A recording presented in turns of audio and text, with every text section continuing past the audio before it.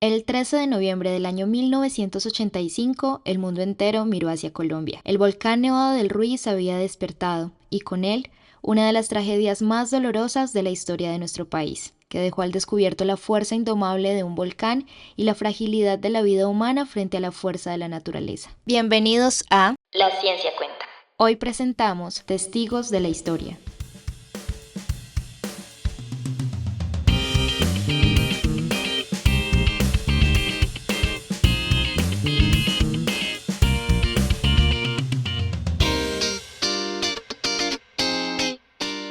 La ciencia cuenta. ¿Alguna vez te has preguntado por qué Colombia tiene tantos volcanes? ¿O por qué muchos geólogos hacen alusión a la Tierra como un planeta dinámico y en constante cambio? Aunque para la mayoría de las personas resulte difícil percibir de manera directa los rápidos cambios de nuestro planeta, sabemos que existen procesos geológicos que se desarrollan en escalas de tiempo muy distintas. Por ejemplo, la litificación, que es cuando los sedimentos se entierran y se transforman en roca. Este proceso puede tardar cientos o miles de años. A su vez, esas rocas se meteorizan y generan arena, un proceso que puede prolongarse miles o incluso millones de años. De manera similar, el levantamiento de las montañas a partir de extensas llanuras puede requerir decenas de millones de años. Entonces, ¿por qué consideramos a nuestro planeta tan dinámico? Todo recae en el constante movimiento de las placas tectónicas de nuestro planeta. Y en estos lugares donde estas grandes placas entran en contacto, la Tierra cambia rápida y drásticamente. Colombia se encuentra dentro de la zona que se ha reconocido como el Anillo de Fuego, Cinturón Circumpacífico o Cinturón de Fuego del Pacífico. Estos nombres hacen referencia a una zona de la Tierra caracterizada por una gran concentración de volcanes y actividad sísmica frecuente, ocasionada por la interacción de los bordes de placas. El Cinturón de Fuego del Pacífico es una extensa franja en forma de herradura de unos 40.000 kilómetros de longitud que rodea el Océano Pacífico. Este cinturón inicia en Nueva Zelanda, atraviesa Indonesia, Filipinas, Japón y la península de Kamchatka, en Rusia. Luego cruza las islas Aleutianas y desciende por las costas occidentales de Norteamérica y Suramérica. En esta región se concentra un poco más del 60% de los volcanes activos del planeta. Entre ellos destacan el Monte Tambora y el volcán Krakatoa, ambos ubicados en Indonesia, los cuales son conocidos por su enorme poder destructivo. A continuación voy a mencionar algunos de los volcanes más famosos ubicados en esta franja del Cinturón de Fuego del Pacífico y algunos de los eventos por los cuales son tan recordados. Uno de ellos es el Monte Santa Elena, en Estados Unidos, cuya erupción del 18 de mayo de 1980 destruyó su cumbre y transformó para siempre la geografía del estado de Washington. Otro caso destacado es el Monte Pinatubo, en Filipinas, cuya violenta erupción de 1991 inyectó a la atmósfera enormes cantidades de dióxido de azufre, provocando un enfriamiento climático temporal. Por su parte, en Chile, el volcán Chaitén, que había permanecido inactivo durante milenios, despertó repentinamente en el año 2008. Su erupción cubrió de ceniza gran parte del sur de Chile y Argentina y obligó a reubicar a la población de Chaitén. El volcán Merapi, en Indonesia, considerado uno de los más peligrosos del mundo, entró en erupción en el 2010, lanzando nubes ardientes que descendieron a gran velocidad por sus laderas. En 2018, el Anak Krakatoa, conocida como el Hijo de Krakatoa y ubicado en Indonesia, entró en erupción. La actividad volcánica provocó el colapso de una parte del volcán, lo que generó un tsunami que alcanzó sin previo aviso las costas cercanas. Luego de haber hecho un recorrido por algunos de los volcanes ubicados en el Cinturón de Fuego del Pacífico, es importante aclarar que existen otros mecanismos capaces de generar volcanes que no están directamente vinculados a los límites de placa. Se trata de los volcanes intraplaca, formados por puntos calientes o hotspots. Estos se originan a partir de una pluma del manto, es decir, una columna ascendente de material proveniente del manto profundo con mayor temperatura que su entorno. Debido a su menor densidad, este material asciende por convección y logra desplazarse a través del manto hasta alcanzar la superficie. Un ejemplo claro son las islas Hawái, donde el volcán Kilauea protagonizó en 2018 una de sus erupciones más destructivas con ríos de lava que arrasaron comunidades enteras. Otro ejemplo de ellos, en el Océano Índico, el Piton de la Fournaise, en la isla Reunión, sorprende con erupciones frecuentes. En 2007 abrió enormes fisuras que obligaron a evacuar a los habitantes cercanos. Y no podemos olvidar al coloso silencioso de América, el supervolcán Yellowstone.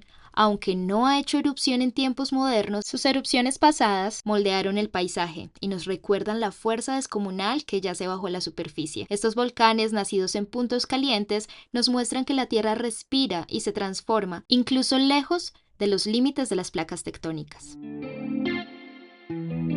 Ahora bien, cuando hablamos de volcanes, es usual escuchar términos como productos piroclásticos, lahares, ceniza y demás términos relacionados. Para hablar de ello y mejorar nuestro entendimiento alrededor de estos conceptos, hoy invitamos al geólogo Juan Álvarez Silva. Él ha trabajado en el Observatorio Vulcanológico y Sismológico de Manizales como asistente de monitoreo volcánico y en el Observatorio de Popayán como integrante del grupo que elabora los mapas de amenaza volcánica del Servicio Geológico Colombiano. Actualmente, él se encuentra terminando su maestría en Ciencias de la Tierra con profundización en vulcanología en la Universidad Nacional Autónoma de México y también se encuentra culminando una especialización en riesgos de origen geológico con la Universidad de Ginebra. Bueno, pues para hablar de productos piroclásticos sería bueno empezar definiendo a qué nos referimos con piroclastos y lo que también llamamos tefra. En general, estos términos se usan para hacer referencia a todo el material particulado que se genera durante la actividad eruptiva de carácter explosivo, es decir, a las erupciones que en general están asociadas a una columna de ceniza. Estas partículas pueden tener diferentes composiciones y diferentes orígenes. En general, pueden estar asociadas a cristales individuales, es decir, minerales, fragmentos líticos de diferentes tipos y también vidrio volcánico. Este material puede tener diferentes tamaños. Esto va a depender del tipo de la erupción, de la energía de la misma, del contexto geológico o la configuración misma del volcán. Todo este material, a su vez, durante una erupción puede ser transportado de diferentes formas, ya sea a través de flujos piroclásticos o la inyección en la atmósfera a través de columnas eruptivas. En el caso de las corrientes de densidad piroclásticas, estos corresponden a uno de los fenómenos volcánicos más letales. Estos se forman cuando durante una erupción la columna eruptiva colapsa, generando mezclas de gas caliente y partículas que descienden a altas velocidades y altas temperaturas por las laderas de los volcanes. Mientras que las columnas eruptivas lo que hacen es inyectar una gran cantidad de material particulado a la atmósfera. Todo este material inyectado a la atmósfera puede llegar a alcanzar cientos a miles de kilómetros, viajando por la atmósfera y precipitándose en diferentes lugares según la dirección de los vientos. En el caso, por ejemplo, de la erupción del volcán Nevado del Ruiz de 1985, en donde estamos hablando de una erupción con un BI de 3, con una columna eruptiva que en los trabajos más recientes del Servicio Geológico se ha estimado alrededor de los 17 kilómetros. Las cenizas generadas por esta erupción llegaron hasta Santander, incluso se tienen reportes de ceniza que llegaron hasta Venezuela. ¿Qué tan lejos o qué tanto material va a ser dispersado en la atmósfera? Va a depender finalmente de la magnitud de la erupción, es decir, va a estar fuertemente controlado por el volumen de magma involucrado en la erupción. Ahora bien, ¿por qué se forma la tefra o el material piroclástico? En vulcanología hay un proceso que conocemos como fragmentación. Este es el proceso generado por el escape de gases desde el magma. Lo que va a hacer es romper el magma en muchos pedacitos, que es lo que va a dar lugar a la formación de tefra. Es como cuando tenemos una botella de champaña o simplemente una botella de cerveza, la agitamos y la abrimos, vamos a generar que de forma súbita el escape de gases va a permitir la formación de espuma, que en el caso de un volcán, esta espuma vendría a ser todo el material piroclástico. Cuando la energía es mucha, pues vamos a tener la generación de columnas muy altas que equivaldrían a este chorro de espuma que saldría de nuestra botella de champaña o de cerveza.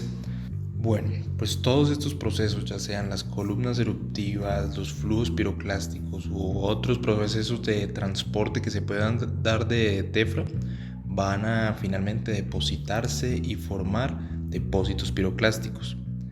¿Por qué es importante estudiarlos o por qué tiene gran relevancia entender las características y el origen de este material particulado. Pues bien, los geólogos en el campo, al estudiar o revisar las características de los depósitos generados durante las erupciones o la historia eruptiva de los diferentes volcanes, lo que hacemos es entender o generar una ventana hacia el pasado para poder interpretar y visualizar cuál es la dinámica eruptiva que caracteriza X o Y volcán.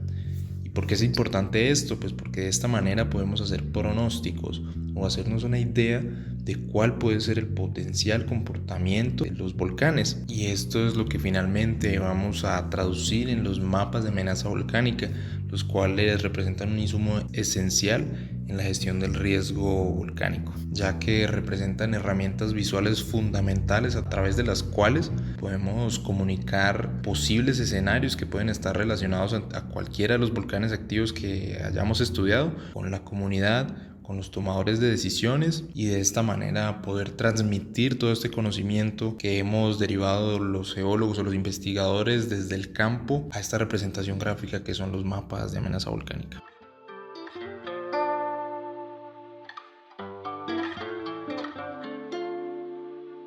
Luego de comprender un poco más acerca de los procesos formadores de volcanes y los conceptos asociados a ellos, viajemos de nuevo a Colombia, ya que este próximo 13 de noviembre del presente año 2025 se cumplirán 40 años de la catástrofe de Armero generada por la erupción del Nevado del Ruiz.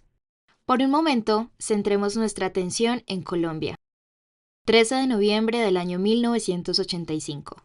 Ubiquémonos en el municipio de Armero, del departamento del Tolima. Un municipio reconocido por sus tierras fértiles, próspero, conocido como la Ciudad Blanca por sus cultivos de arroz y algodón. La vida aquí gira en torno a la agricultura. Este pueblo, ubicado en la vertiente oriental de la Cordillera Central, se encuentra en un valle rodeado por los ríos Lagunilla, Sabandija, Cuamo y Magdalena. El río Lagunilla nace en el Nevado del Ruiz. Es una fuente de vida, pero también un canal principal que cambiaría la historia de este municipio. La tarde del 13 de noviembre de 1985 comenzó tranquila, hasta que a las 3:06 de la tarde ocurre una pequeña erupción freática del volcán Nevado del Ruiz. Estas ocurren cuando el calor del magma calienta rápidamente agua subterránea o superficial a temperaturas muy altas, provocando su evaporación instantánea y generando una explosión de vapor, agua y ceniza. Son las 5:30 de la tarde y aquí ya empieza a caer ceniza volcánica, con un aspecto de tamaño de arena gruesa. Al parecer, estuvo cayendo desde las 4 de la tarde, sin embargo, mezcladas con el agua de la lluvia hizo que pasaran desapercibidas. Ahora son las 7:30 de la noche y una leve llovizna empieza a caer sobre el pueblo. Entre las 7 y 9 de la noche se registraron explosiones y sismos que alarmaron a los observadores, pero no fue hasta las 9 y 8 de la noche que la erupción magmática principal del Nevado del Ruiz comienza. Esta no fue de gran volumen, sin embargo, bastó para desencadenar lo inevitable. Según reportes emitidos, las temperaturas de erupción del magma superaron los 900 grados Celsius y los flujos y oleadas fundieron parte del manto de nieve, y parte del agua del deshielo se filtró en grietas ya obstruidas con escombros piroclásticos. Placas de hielo y roca se desprendieron, las cuales cayeron como avalanchas hacia las cabeceras del río Azufrado y el río Lagunilla. Torrentes de agua de deshielo cayeron en cascada desde el manto glaciar hacia los cauces fluviales que flanqueaban el cono del volcán Nevado del Ruiz. Mientras tanto, los lahares se diversificaban. Uno se dirigió hacia el norte y represó temporalmente el río Sabandija, reproduciendo casi al detalle el desastre ocurrido en 1845. Aproximadamente a las 11:20 de la noche, el gerente de Telecom de Armero realiza una llamada a Radio Caracol. Muy buenas noches. Sí, cuéntame. Aquí habla el gerente de Telecom de Armero. Sí, señor. Bueno, aquí la situación es de relativa calma, ¿sí? En este momento está cayendo arena, una arena que tiene un diámetro aproximadamente de 1 milímetro, ¿sí? Una arena menuda, está cayendo más o menos con cierta intensidad, ¿sí? A las 11:30 de la noche, cuando las primeras olas de la inundación azotaron el pueblo de Armero, se produjo un corte de electricidad y con él la confusión reinó en la oscuridad. El primero de varios flujos alcanzó Armero En cuestión de minutos, la ciudad empezó a quedar sepultada bajo toneladas de barro y escombros volcánicos. Estos lahares variaron en velocidad de movimiento, sin embargo, según información existente, se calcula que el flujo avanzó hasta el Valle de Armero con una velocidad promedio cercana a los 40 km por hora. 14 de noviembre de 1985. A las 6 de la mañana, habla en Caracol el piloto Fernando Rivera, quien se encontraba en su avioneta, a quien le correspondió dar la noticia. Es decir, eso quedó, todo lo borró casas, borró todo. Es decir, desapareció todo el mundo. Yo creo que habrán ni un 5% estará con vida de lo que era Armero. Más de 20.000 personas murieron, atrapadas por un desastre que había sido anticipado pero no evitado. Ahora, con el marco de lo sucedido en Armero, vamos a narrar un poco los eventos que precedieron este desastre. Luego de un periodo de relativa calma, de 139 años, el volcán Nevado del Ruiz rompió el silencio. El 22 de diciembre de 1984, una sucesión de sismos sacudió la montaña, acompañados de retumbos subterráneos, fumarolas más intensas y la nieve teñida de amarillo por azufre, eran señales de que algo se agitaba bajo los glaciares. La actividad continuó de forma intermitente durante meses, hasta que el 11 de septiembre de 1985, el volcán lanzó una columna de ceniza y piroclastos envuelta en tormentas eléctricas. Ese mismo día, un pequeño lahar descendió por el río Azufrado, cortando la carretera Manizales-Murillo. En Manizales y Chinchiná, la población vio caer un fino polvo volcánico. Esta ceniza era el eco de lo que se gestaba en la cima.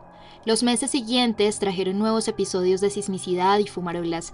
Era un llamado persistente, pero no todos lo escucharon. El 13 de noviembre, horas antes de la catástrofe, comenzaron a caer en Armero cenizas mezcladas con lluvias, un presagio que pasó desapercibido. El 13 de noviembre de 1985 no era la primera vez que esa tierra recibía advertencias. El valle ya había sido escenario de flujos de lodo. En 1595 y en 1845, este último fue descrito por el coronel Joaquín Acosta, quien narró cómo un enorme torrente descendió del volcán, arrasando cultivos, casas y vidas en el río Lagunilla y el valle de Santo Domingo. La historia había dejado huella escrita, pero el país olvidó su memoria. El saldo fue devastador. Víctimas también en Chinchiná y otras poblaciones, destrucción de carreteras, puentes, hospitales, cultivos y ganado. Las pérdidas superaron los $1.000 millones para la época, pero lo más doloroso fue la certeza de que esta catástrofe pudo no haber ocurrido. El volcán no sorprendió. Durante un año dio señales claras, la ciencia advirtió, los mapas existían, los planes estaban en marcha, pero las dudas, la descoordinación institucional y el temor político a una falsa alarma retrasaron la acción. La erupción del Nevado del Ruiz no fue de gran magnitud, pero su tragedia fue inmensa, porque fue amplificada por los errores humanos, como lo concluyó el geólogo estadounidense Barry Boyd en su artículo científico publicado en el año 1990, The 1985 Nevado del Ruiz Volcano Catastrophe, Anatomy and Retrospection, en el volumen 42 de la revista Journal of Volcanology and Geothermal Research. Armero pudo no haber tenido víctimas, y ahí radica la verdadera magnitud de su tragedia. Hoy su memoria nos llama a no repetir el mismo error, a creer en la ciencia, a planificar con decisión y a reconocer que la prevención es la única herramienta capaz de salvar vidas cuando la Tierra habla con la voz de un volcán. La ciencia cuenta.